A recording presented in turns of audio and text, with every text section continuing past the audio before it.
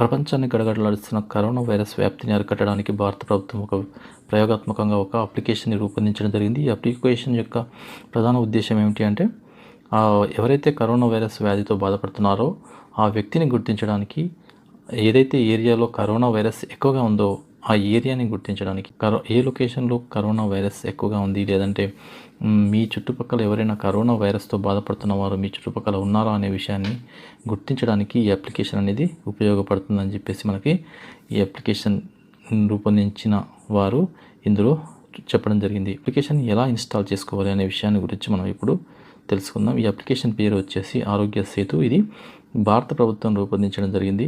ఈ భారత ప్రభుత్వం రూపొందించి దీన్ని అప్లికేషన్ని ప్లే స్టోర్లో ఉంచడం జరిగింది. ఇది ఆండ్రాయిడ్ ఫోన్లోను మరియు అదేవిధంగా iOS ఫోన్లోను ఉపయోగించుకోవడానికి సపరేట్గా అప్లికేషన్ లింకులు అనేది ఉన్నాయి. మనకు ఆండ్రాయిడ్ ఫోన్లో మనం ప్లే స్టోర్ నుంచి వెళ్ళి మనం గూగుల్ ప్లే స్టోర్ నుంచి వెళ్ళి దీన్ని డౌన్లోడ్ చేసుకోవాల్సి ఉంటుంది.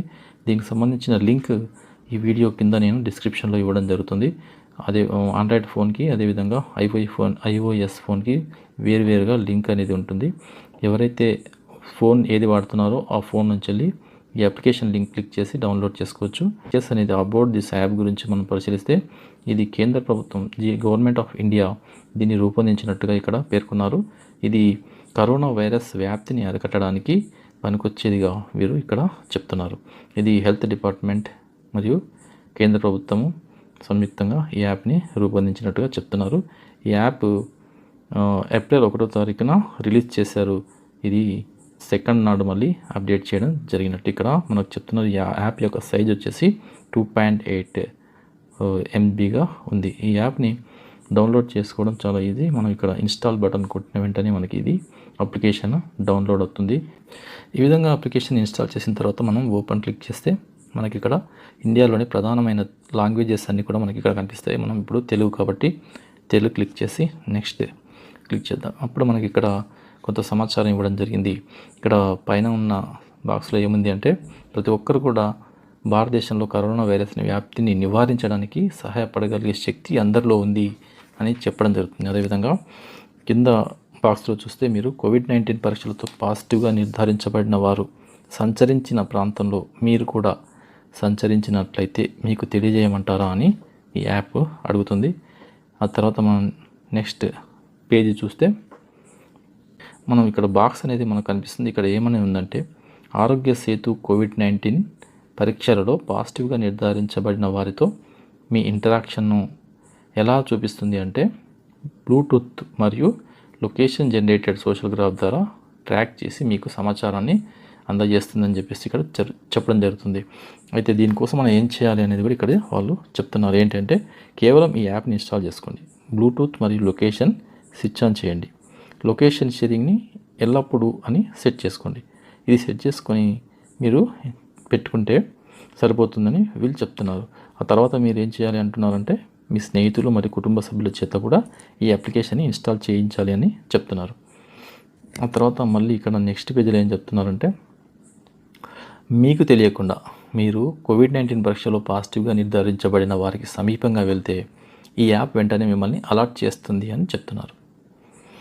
దాని తర్వాత ఇంకా ఇక్కడ కింద ఏం చెప్తున్నారంటే, ఒకవేళ మీలో COVID-19 అంటే కరోనా వైరస్ లక్షణాలు ఏమైనా ఉన్నాయా లేదా అనేది ఇక్కడ అడిగిన కొన్ని ప్రశ్నలకు సమాధానాలు ఇవ్వడం ద్వారా మీరు తెలుసుకునే అవకాశం ఉంది అని చెప్తున్నారు.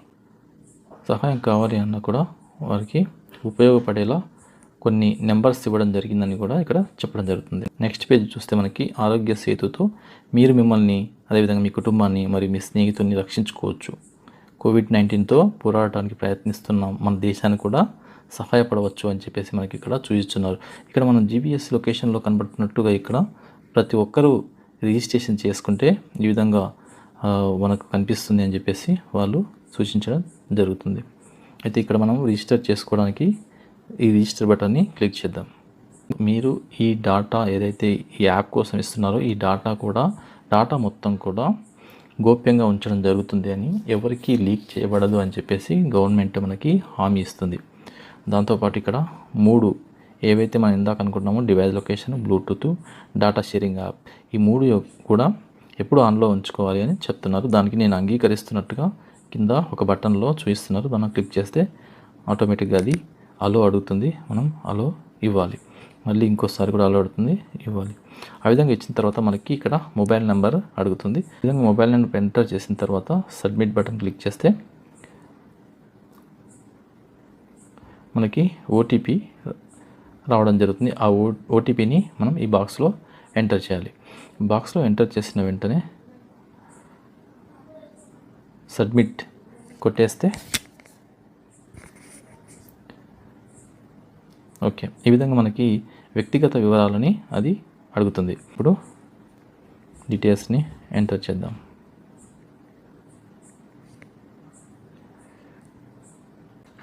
ఇక్కడ డీటెయిల్స్కి వచ్చిన తర్వాత మనకి ఇక్కడ మనం చేస్తున్న వృత్తి ఏంటనేది కూడా అడుగుతుంది.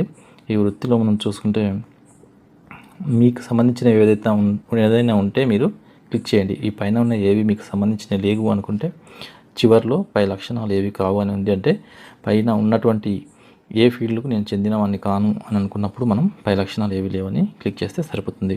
తర్వాత నెక్స్ట్ వచ్చేసి 30 డేస్లో అంటే 30 రోజుల్లో మీరు ఏమైనా వేరే దేశాలు ప్రయాణించాలా అని కూడా అక్కడ అడుగుతుంది.